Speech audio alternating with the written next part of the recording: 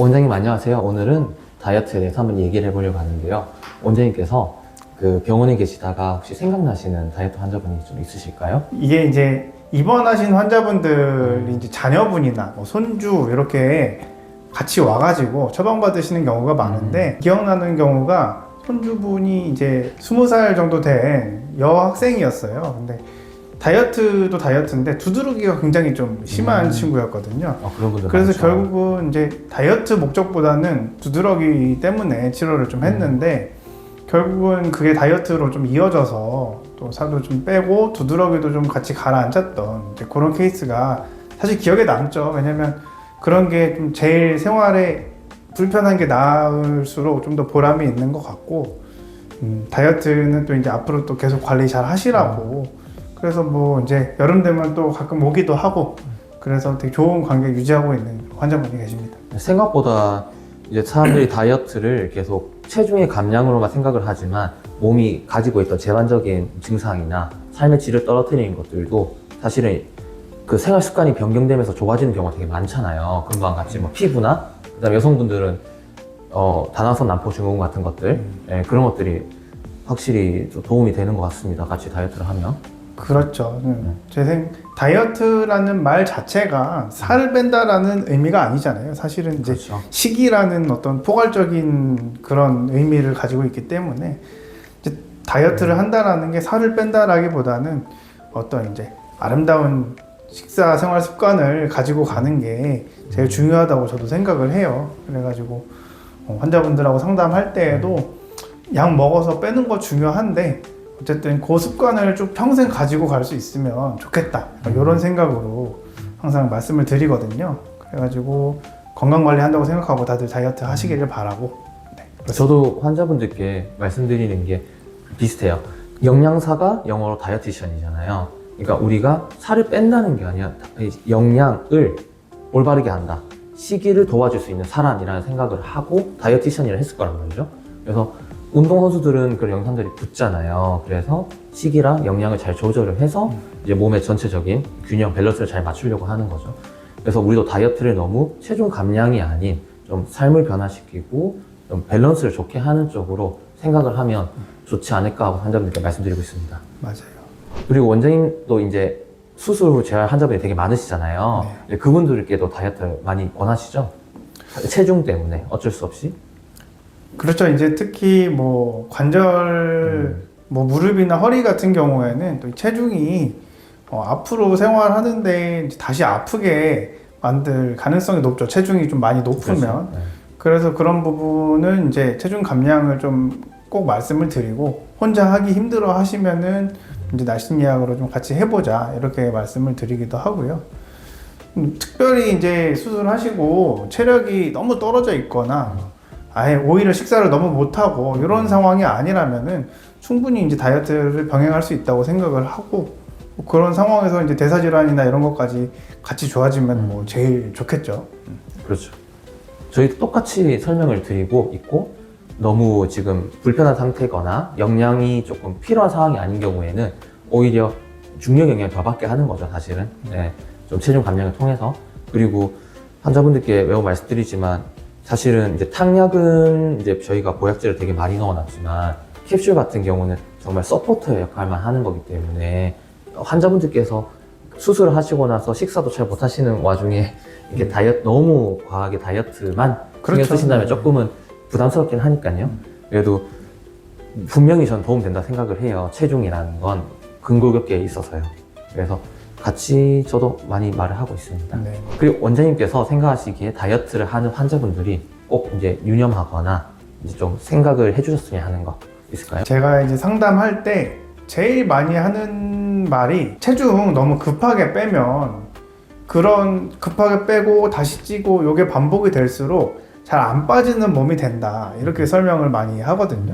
체중이 빠지면 지방만 빠지는 게 아니잖아요. 그렇죠. 필연적으로 이제 같이 근육이랑 다 빠지는데 그거를 잘 유지하면 좋은데 대체로 급하게 하면 다시 찔 수밖에 없기 때문에 근데 찌는 건 근육은 찌기 힘들잖아요. 그렇죠. 보통 이런 이제 지방이 찌고 체중만 늘어나고 이 과정이 몇 번 거치면은 근육은 쪼그라있는 상태에서 체중만 늘고 이렇게 되면은 진짜 빼기 힘들거든요. 그때는 정말 길게 보고 빼야 되기 때문에 처음부터 건강하신 상태에서 다이어트를 시작한다고 하면 정말 좀 이제 좀 느긋하게 건강한 식습관을 이제 유지한다 이런 개념으로 빼시는 게 좋을 것 같고, 이미 이제 경험이 많은데 요요나 이런 거 실패해서 오신 경우 같은 경우는 좀 길게 봐야죠. 길게 보고 좀 꾸준히, 그리고 뭐 먹는 약 같은 경우도 단기로 이렇게 하는 것도 좋지만 유지할 수 있는 방법을 좀 원장님하고 상의해서 이제 템포를 좀 길게 가져갔으면 하는 바람이고, 살 빠지지 않는 몸을 잘 빠지는 몸으로 바꾸는 게 참 중요한 것 같아요. 그래서 그런 식으로 이제 말씀을 많이 드립니다.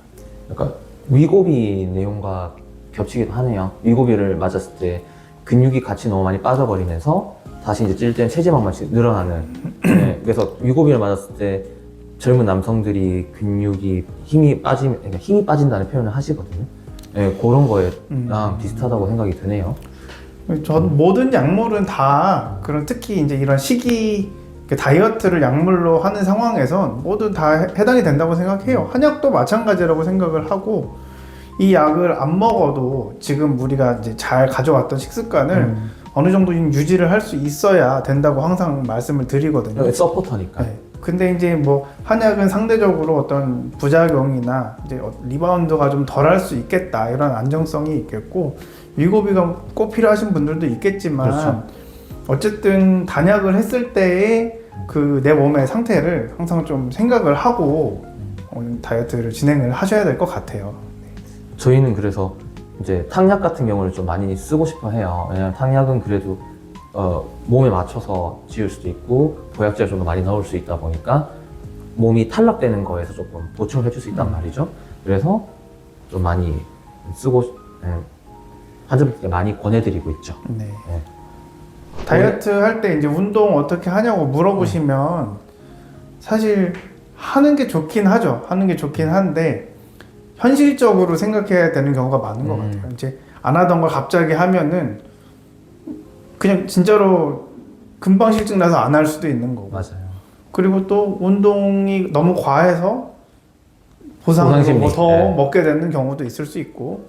근데 어쨌든 운동이라는 게 또 너무 안 하고 굶는 거에 초점을 맞추면 이제 그거는 정말 단기간 다이어트를 목적으로 하는 거라고 생각을 하기 때문에 가볍게 시작해서 내가 처한 상황에서 할 수 있는 것, 너무 바쁘시면은 정말 하다못해 자기 전에 5분이라도 10분이라도 혹은 이제 좀 시간을 내실 수 있으면 너무 좋죠. 그래서 거기에서 조금 더 익숙해지면은 단계적으로 이제 뭐 좀 트레이닝을 한다든지 이제 이렇게 하는 게 이상적이라고 생각은 하는데요. 다이어트가 처음이시고 지금 이제 막 체중을 빼려고 결심을 한 상황이다. 그러면 이제 가볍게 걷기부터 하셔라. 보통 이 정도 말씀드리고, 어떤 식사 패턴이나 이제 그런 규칙성을 잡는 게 우선인 것 같아요.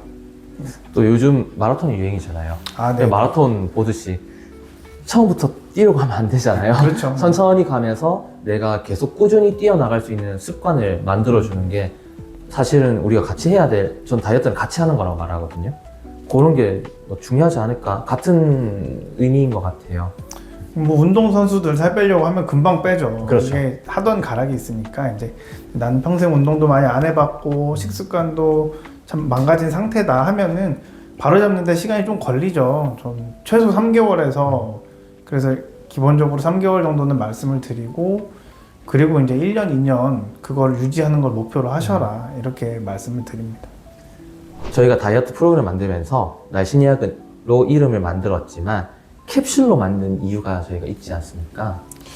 이게 제가 이제 캡슐 처음에 원장님하고 시작하면서 캡슐을 제가 강력 추천을 추천하셨죠. 했었던 네. 이유가 뭐냐면, 다양한 게 있어요. 탕약 물론 좋은데 탕약은 비용 문제나 이제 또 이런 편의성 문제, 이런 부분들이 있잖아요. 근데 다이어트 또 이제 다이어트 환도 이제 많이 사용을 하는데, 캡슐과 환이 비슷한 부분도 있지만 좀 차이점이 있다면 캡슐의 장점이라고도 할 수 있는데, 캡슐을 만들 때 탕전을 한 것, 이제 가루로 만들어서 캡슐에 충전을 하는 그런 형식으로 만들어지는 약이기 때문에 이 탕전이라는 과정을 거치면서 어떤 약재 성분 중에 부작용을 유발할 수 있는 그런 부분들이 좀 누그러지는 부분이 있어요. 그래서 환 같은 경우는 이제 바로 가루로 만들어져 있는 거기 때문에 탕전을 하지 않으니까 조금 더 이제 그런 부작용들이 조금 더 나타나는 경향이 있을 수가 있고, 그런 부분에서 이제 캡슐이 장점이 있고요.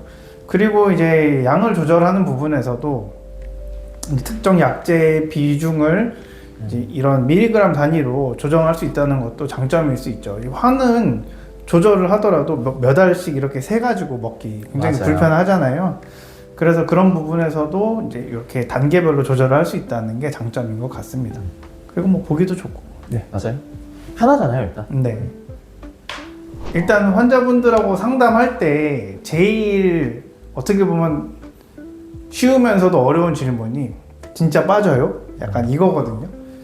사실 저도 빠진다고 생각을 하는데 실패하는 경우도 있잖아요. 그렇죠. 근데 뭐 실패의 원인은 다양하죠. 뭐 이제 식이요법에 실패하는 경우도 있고, 진짜로 이제 환자분 몸 상태가 너무 살이 잘 안 빠질 만한 몸 상태인 경우도 있고, 그래서 그런 부분들을 이제 사실은 상담을 통해서 다이어트 경험이나 뭐 지금 어떤 건강 상태라든지 아니면 식습관이나 제일 좀 힘든 경우, 낮밤이 아예 바뀌어 있다거나 뭐 그런 경우 힘들어요, 사실. 그리고 그런 부분들을 통틀어서 조금 더 설명을 이제 드려야겠죠. 아무래도 이런 부분이 안 고쳐지면 지금 당장 굶어서 빼더라도 또 나중에 다시 찔 수도 있기 때문에 어떤 이제 생활습관 교정에 대한 부분은 내가 정말 이제 어려움을 겪고 있다면 조금 그런 부분에 대해서는 원장님하고 개개인의 몸 상태에 대해서 상담을 꼭 해봐야 될 것 같아요. 그래서 그 부분이 맞아요. 고쳐진다면 그 부분을 고치고 꾸준히 내가 어떤 이 식이요법 개선을 위해서 노력을 한다면 또 분명히 빠진다고 또 말씀을 드릴 수 있겠습니다. 근데 약간 이 숙제 같은 거라 내가 옆에서 채찍질 하면 모르겠는데 그렇죠. 이제 또 그래서 이제 좀 그런 부분이 있으시면 꼭 한 달에 한 번씩은 와서 그래도 이제 저랑 얘기하면서 뭐 습관적으로 고쳐진 부분이 있는지 이런 것들은 제가 좀 체크하려고 하고 있어요. 사실 대사증후군 같은 게 있으시거나 하신 분들은 시기를 막 이렇게 사실 막 아프기도 힘들고 그렇죠. 뭐. 사실은 다이어트를 하러 목적을 가지고 오셨지만 다르게 치료가 더 필요한 경우가 많잖아요, 사실은. 그런 게 잡히지 않으면 할 수가 없으니까. 네, 특히 당뇨이신 분들한테 당을 막 끊어라 할 수 있는 것도 아니고 네, 그런 어려운 부분들이 분명히 있죠. 그런데 다이어트로 오셨지만 저희가 상담을 하고 이제 진행을 하고 이야기를 많이 나누려고 하는 이유는 이제 그런 면에서 이제 문제가 없게 하려고 네, 하는 경우겠죠.